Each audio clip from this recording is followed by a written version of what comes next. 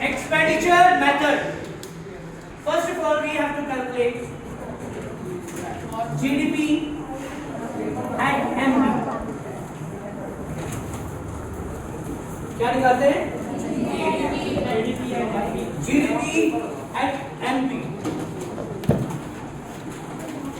खुशी जी पूछ जाएगी अब सुबह हो रही है। देखो देश की इनकम, डोमेस्टिक इनकम निकालते हैं। यहाँ पर प्राची आ जाओ। हाँ सिया, तुमने कुछ किया?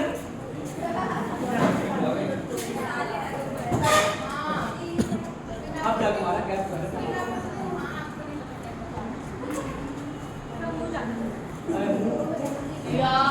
दिमाग को छोड़कर। हाँ भाई, hello excuse me, shut up.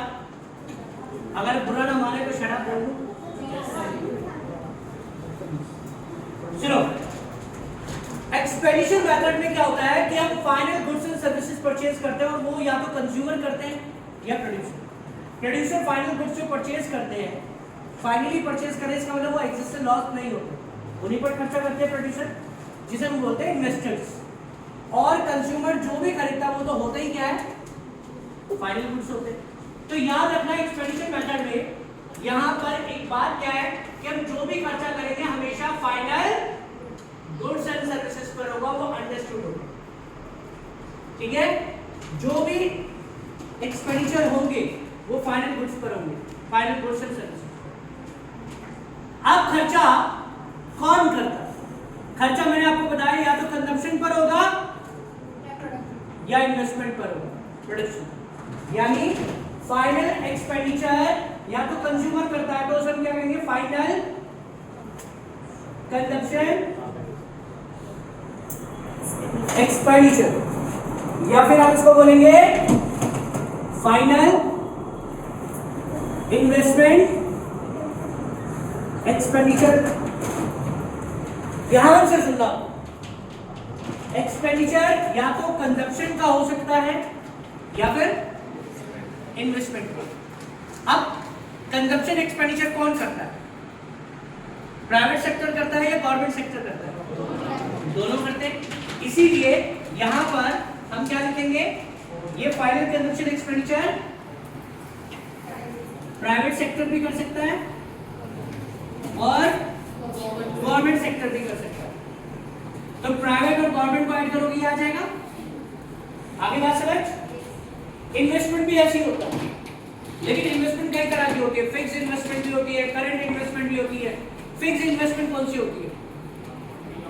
जो लॉन्ग टर्म के लिए होती है। आर्ट्स वालों बस इतना याद रखो, जैसे बिल्डिंग, मशीन, फिक्स्ड जितनी भी है जो दीर्घकाल के लिए प्रोड्यूसर खरीदता है वो सब फिक्स इन्वेस्टमेंट है।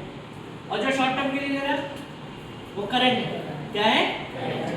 या स्टॉक जो चेंज हो रहा है। अब इसमें कौन कौन सी इन्वेस्टमेंट? एक आती है gross fixed capital formation. Gross fixed capital formation क्या है? Gross fixed capital formation. और दूसरा क्या है? Change in stock. Change in stock का फॉर्मूला क्या किया हमने? Closing stock. और थर्ड हमारा फॉर्मूला है इसी का, नेट एक्सपोर्ट। नेट एक्सपोर्ट क्या होता है? Export minus input. ठीक है जी, ये हमारे तीन फॉर्मूले।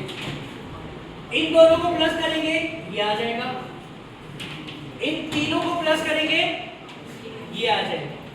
याद रखना, हम जो भी निकाल रहे हैं वो डोमेस्टिक निकाल रहे हैं। क्या निकाल रहे हैं? डोमेस्टिक। तो यहां भी वर्ड क्या आएगा? डोमेस्टिक।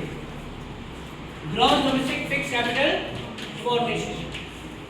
ओके, अच्छा ये डोमेस्टिक नहीं होगा, सॉरी, यहां पर कितना डोमेस्टिक, क्योंकि यहां तो एक्सपोर्ट में जुड़ गया ना, तो ये टोटल यहां बस यहां आएगा ग्रॉस डोमेस्टिक कैपिटल फॉर्मेशन।